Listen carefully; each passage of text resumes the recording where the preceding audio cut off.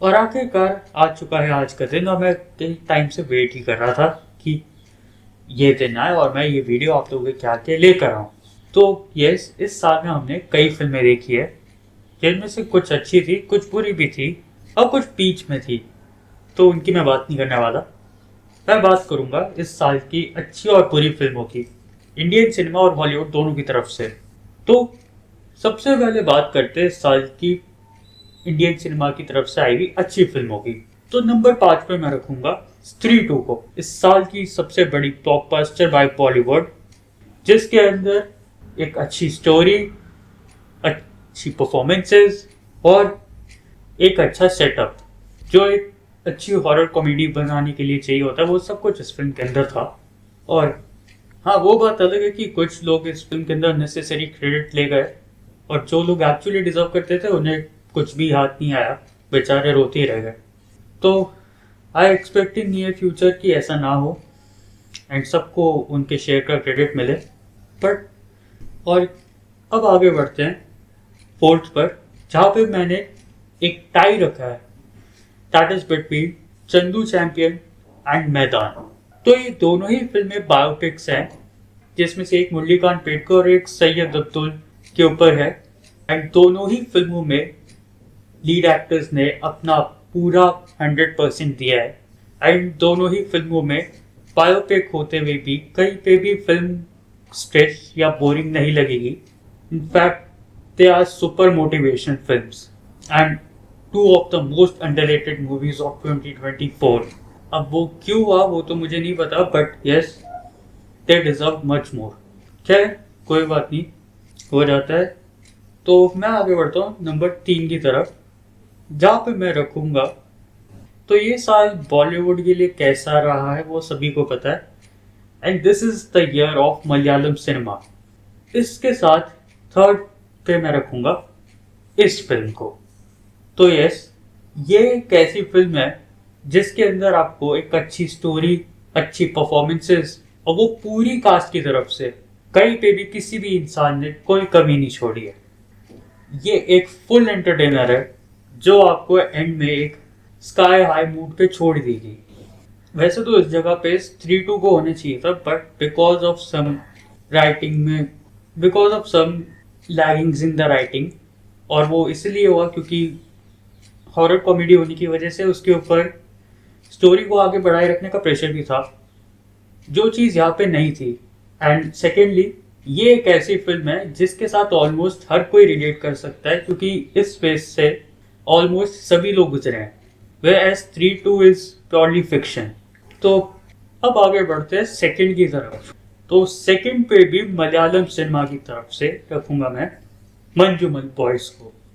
अब ये एक ऐसी फिल्म है जब जिसके अंदर डायरेक्शन का सबसे बड़ा रोल था, और जिस तरह इस फिल्म को हैंडल किया गया है, आगे बढ़ाया गया है, that was hats off.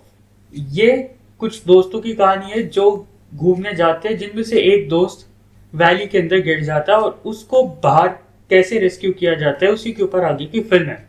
And इस फिल्म के अंदर आपको फ्रेंडशिप की बॉन्ड दिखाई गई है, और ये काफी जरूरी था कि आप स्टोरी को आगे बढ़ाए रखो, वो सस्पेंस बना रहे, और साथ ही साथ आप फिल्म के ड्रामा को भी बैलेंस्ड आउट रखो, जो डायरेक्टर ने काफी अच्छे से किया।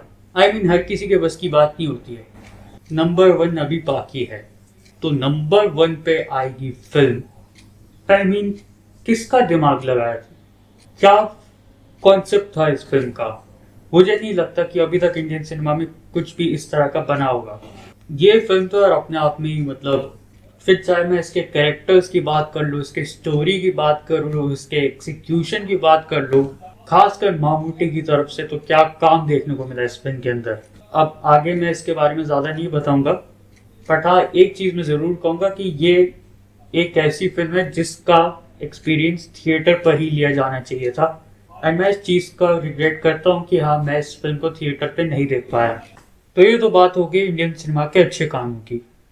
अब चलते हैं एक ऐसे कामों की तरफ, दैट मेड अस क्राई, कि यार बंद करो उसे। तो इस लिस्ट में 5वें नंबर पर नाम आता है इश्क विश्क रीबाउंड का। ये सीक्वल है शाहिद कपूर की डेब्यू मूवी इश्क विश्क का, और इस सीक्वल की क्या जरूरत थी ये तो मेकर्स ही बता सकते हैं। कि ये कहानी है एक लड़की की जो एक्चुअली में दो लोगों के बीच फंस गई है। तो it's kind of love triangle which is shown in the film. अब जैसे स्टोरी में आपको बता चुका हूँ, स्टोरी में तो कुछ खास देखने को मिला नहीं, बट एक्टिंग भी यार, Pashmina Roshan has continued the legacy of love Aajkal 2। I mean अगर सारा थोड़ा बहुत इम्प्रूव करने की कोशिश कर भी रही है तो I think it's late, because आपके असेंडेंट ऑलरेडी आ चुके हैं। और रही बात रोहित सरफ की भी, तो उनकी तरफ से भी कुछ खास काम ऐसा देखने को नहीं मिल रहा, तो it was a complete disappointment. खैर फोर्थ की तरफ चलते हैं। फोर्थ पे रखूंगा इस साल की बॉलीवुड की तरफ से आने वाली, नॉट मच हाइप्ड बट या मच हाइप्ड, क्योंकि इसका बजट काफी ज्यादा था, बड़े मियाँ छोटे मियाँ की। अब यार ये फिल्म, इसमें तुमने नाम ही मतलब इसका ऐसा रखा है कि कोई, अब कहते कि अगर नाम अच्छा ना हो तो काम अच्छे कर लेने चाहिए, बट आई थिंक इस फिल्म के मेकर्स ने उस बात को सीरियसली नहीं लिया, क्योंकि ये सिर्फ एक बिग बजट हलवा था। इससे ज़्यादा मैं कुछ नहीं कह सकता। ये that was literally a big budget halwa, जिसके अंदर आपने बड़े बड़े सेट्स दिखाए, महंगे एक्टर्स लिए, एंड देन उनसे आपने करवाया कचरा, स्पेशली अलाया फर्नीचर वालों से। तो ये चीज़ टाइगर श्रॉफ के लिए अच्छी है कि यस, इस फिल्म में उन्हें बीट करने के लिए कोई था। अब इसका भी हो गया। अब चलते थर्ड नंबर की तरफ, और थर्ड पे मैंने रखा है वेट्टाइलियन को। वैसे मैं इस फिल्म और बड़े मियाँ छोटे मियाँ में कंफ्यूज हो रहा था, बट देन आई रिमेम्बर्ड कि एटलीस्ट बड़े मियाँ छोटे मियाँ में एक्शन सीक्वेंसेस थे जो उसे वॉचेबल बना रहे थे, एंड 2 घंटा 40 मिनट किसी ना किसी तरह काट लिए गए। बट इस फिल्म को 2 घंटे 40 मिनट की लेंथ क्यों दी गई है मुझे अभी तक समझ नहीं आया। इतना कंफ्यूज नरेशन, ना किसी की तरफ से कोई प्रॉपर एक्टिंग, जो कर सकते थे उनको तो तुमने साइड में ही कर दिया। आई मीन फहद फासिल, राणा दग्गूबती जैसे एक्टर्स लेकर अगर तुम ये बना रहे हो ना, why are you even in Indian cinema. Rajinikanth लिया, एंड वो सिर्फ अपने ऑरा के लिए, उसकी तरफ से कुछ भी देखने को नहीं मिला। बट कोई बात नहीं, इस फिल्म से भी खराब फिल्में मेरे पास है। तो अब चलते दूसरे नंबर पर, जहाँ पे मैंने रखा है। तो अभी ये बात सच हो जाती है, तो कहते हैं कि अच्छे भी हम, बुरे भी हम, हारेंगे भी हम, बचाएंगे भी हम। तो यस, वो लोग सही कहते हैं। अभी आप 5वें नंबर पे थे और अभी आप दूसरे नंबर पे आ गए, तो आई थिंक मैंने या किसी ने भी इतना नहीं सोचा होगा कि इतना रैपिडली आप फॉल बैक करोगे, बट यस वो हो गया। मतलब स्त्री 2 हॉल से उतरी भी नहीं थी जब आपकी ये फिल्म आके डिजास्टर होके चली गई। इनफैक्ट अब यही कमी नहीं थी, फिल्म के अंदर स्त्री मेंशन भी डाल दिया गया। क्रिंज डायलॉग्स, वर्स्ट स्टोरी, सबसे खराब एक्टिंग, ना कोई एग्जीक्यूशन था।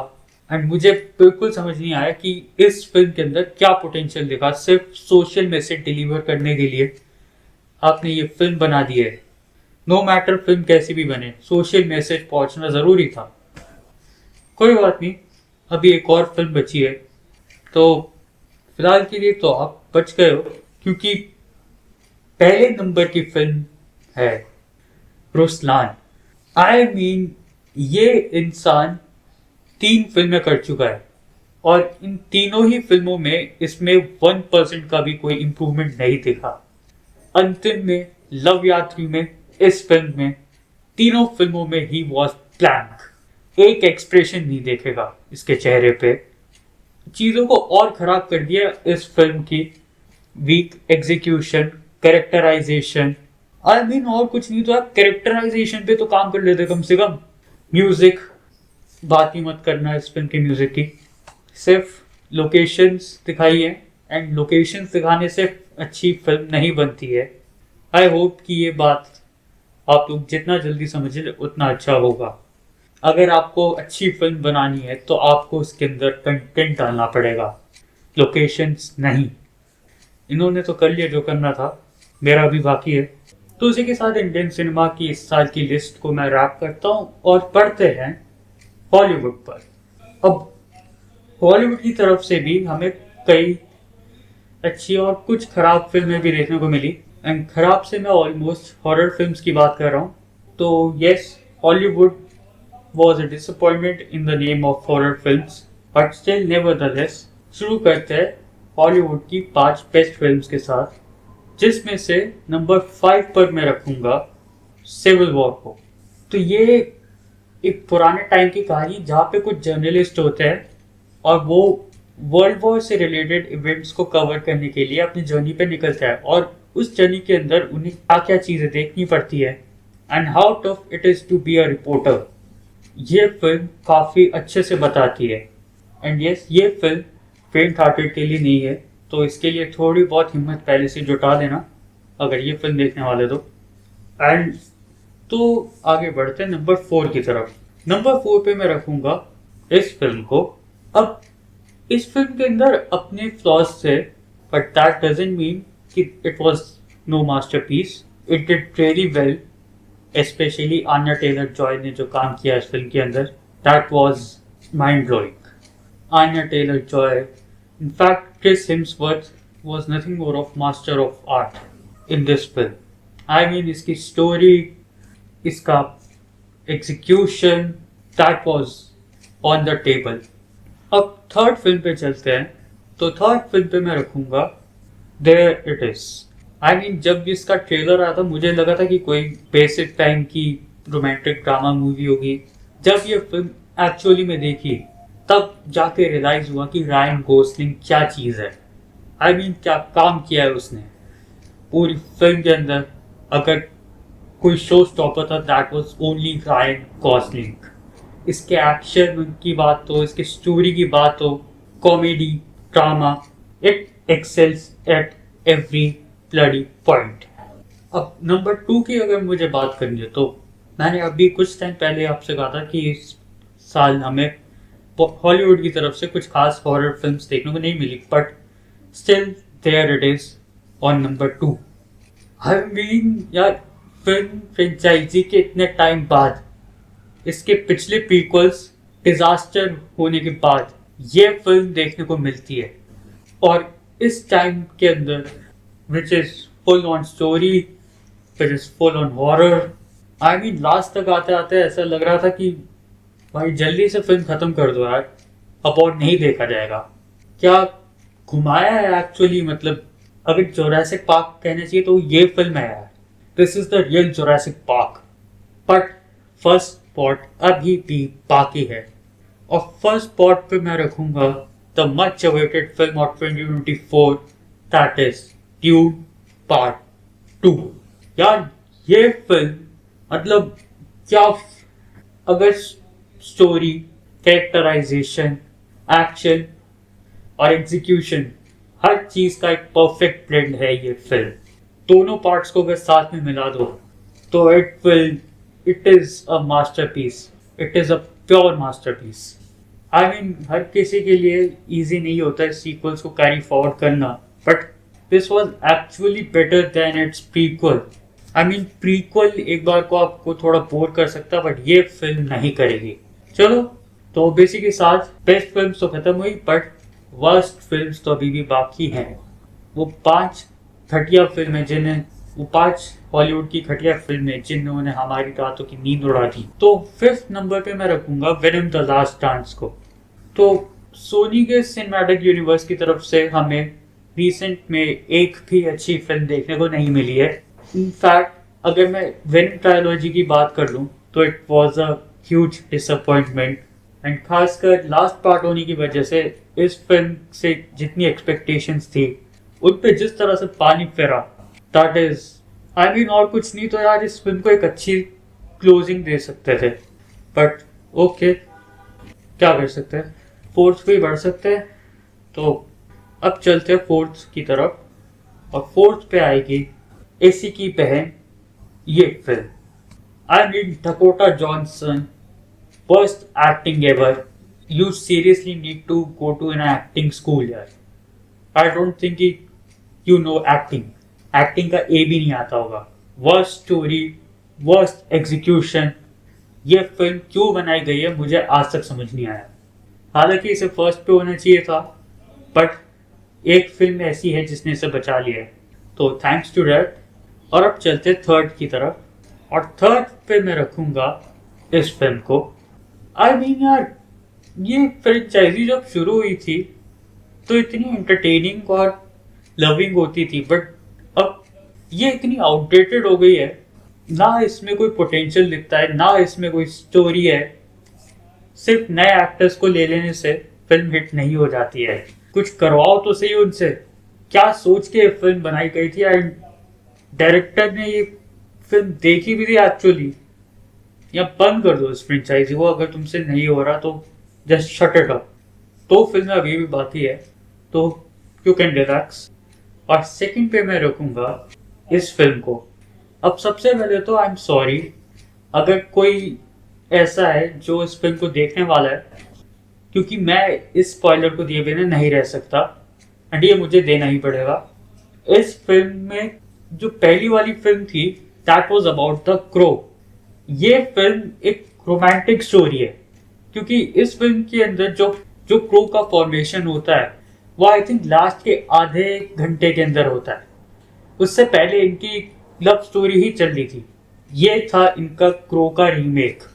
खैर कोई बात नहीं, एक फिल्म ऐसी है जिसने इन सब फिल्मों को बचा लिया है, तो अब चल के उसे भी देखते हैं।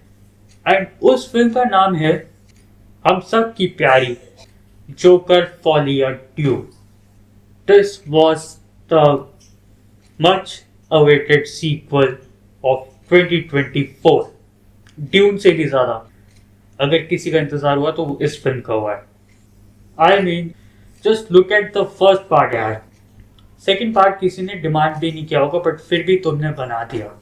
अगर तुम इस फिल्म को एक ही फिल्म के अंदर निपटा देते तो शायद किसी को उतना बुरा नहीं लगता, बट जो तुमने अब इस फिल्म के साथ किया है, तुमने जोकर को खत्म कर दिया। You just finished him. ना इस फिल्म के अंदर स्टोरी देखने को मिली, ना इस फिल्म के अंदर एग्जीक्यूशन। तो एक्चुअली में लेडी गागा और वॉकिंग फीनिक्स ने अपनी तरफ से 100% दिया, but all thanks to makers. शायद उन्हें ये राज नहीं था कि ये फिल्म अपना फैंडम, अपने लोगों को इम्प्रेस करे और उन्हें वो दे जो वो देखना चाहते हैं। अब इससे ज़्यादा मैं इस फिल्म के बारे में कुछ बोल नहीं पाऊंगा, क्योंकि अब मुझे नहीं लगता कि मैं कुछ भी सेंसिबल बात करूंगा इस फिल्म के बारे में। तो अब मैं एंड यस एंड इसी के साथ ये साल रैप होता है। And thank you for being my audience. Wish you happy new year. Enjoy, have fun, but responsibly. And हाँ, आई प्रॉमिस कि इस साल आप लोगों को वो देखने को मिलेगा जो आज तक कभी YouTube की हिस्ट्री में नहीं हुआ होगा। तो stay tuned with me and again wish you a happy new year. Thank you.